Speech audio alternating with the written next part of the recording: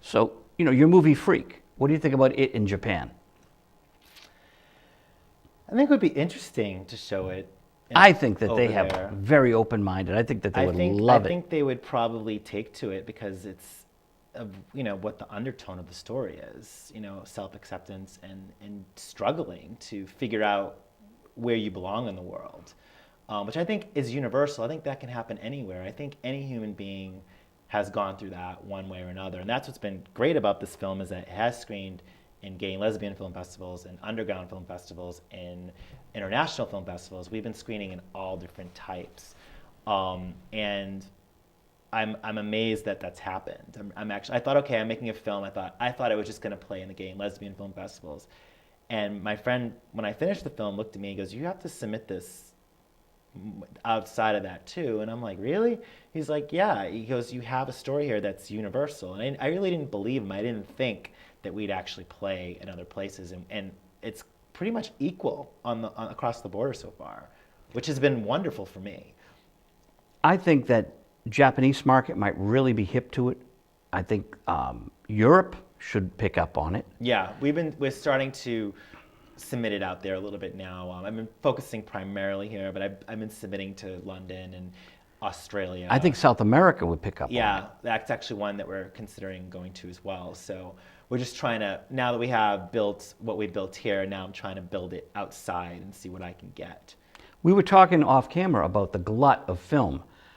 We're all filmmakers here at WinCam. Yes. It's great. Everyone here makes movies. It's not that it's part of the curriculum. We just are movie makers and we end up here.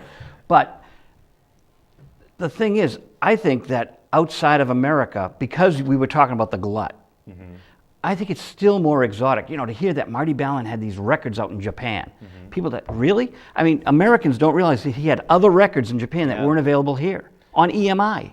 Really? Yeah, so he was on EMI, and they released a third thing over there that wasn't available here because he was so big in Japan solo. Well, there's a lot of work that's done over there that's the original Queer as Folk was overseas. England. In England. Right. And have you ever watched it? Yeah. I haven't seen it. It's great. It's great. There's actually a lot of stuff that I like about that one better than the American one. I love the American one, but I think I actually like the original better.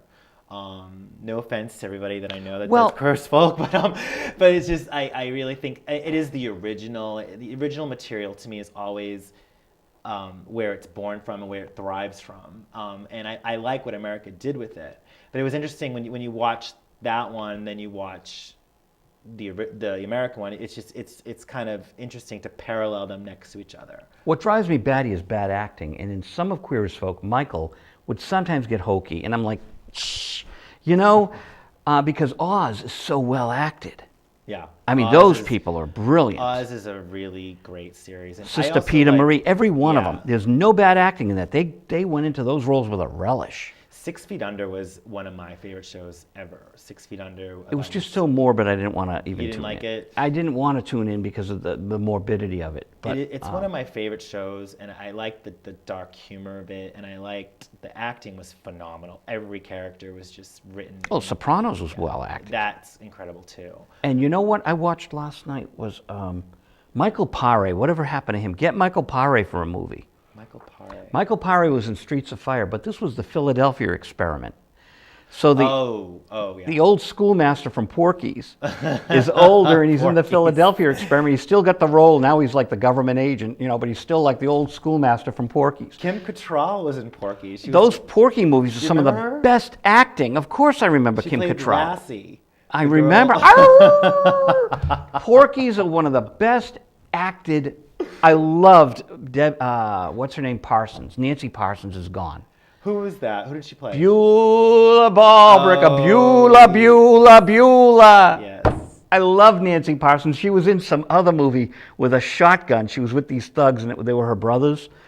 Was it Clint Eastwood or something? Bloodwork. Not Bloodwork. The other. Bloodwork. Bloodwork is what it's called? I don't think I've seen that. Oh, Clint Eastwood, one of my favorite movies. Did you see, what are your favorite 80s movies? See, I always I'll draw a blank.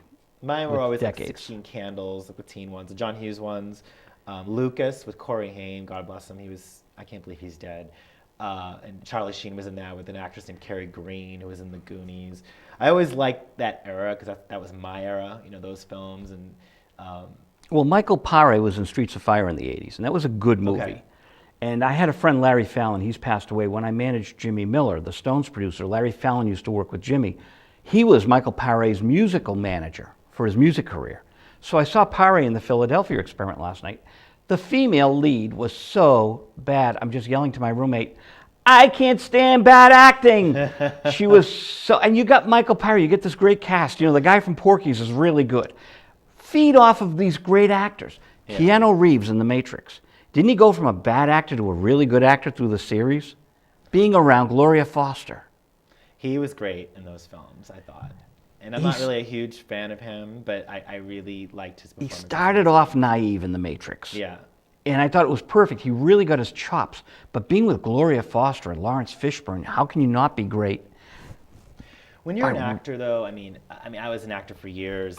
I think that when you're performing, a lot of it depends on a lot of things. It depends on how you're being directed, if you're being directed. A lot of times in film, you're not even directed. You're just, you have to do, it's up to you to do the work before you actually film. And some actors do the work and some don't. And some actors need a director and actually some don't.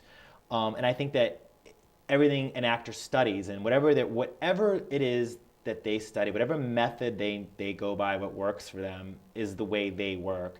And as a director myself, I let the actor do their work.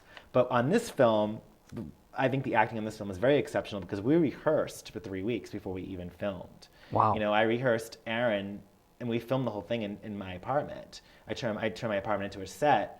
But we rehearsed, for 3 weeks. I even went over those shots. This is where the close-ups are going to be. This is where the wide shot's going to be. This, in my head, what I had preliminary planned. But sometimes you don't get that on a movie. Sometimes you just have to be there and know what to do, and boom. And that's the difference between a theater actor and a film actor. Is that some film actors will do the work that they learned in theater, but do film acting, not be so huge, in front of the camera. Right. And some don't. And that's what's interesting about actors. When I see an actor in a bad performance, you can almost tell whether or not it was the director or whether or not they did the work themselves. You know what I mean? And I'm a really nice guy. I don't get anti-critical on everybody, but as a former actor myself, it's a lot. You have to do the work. Now, do you like William Shatner? Yes. I do too. A lot of people don't, but we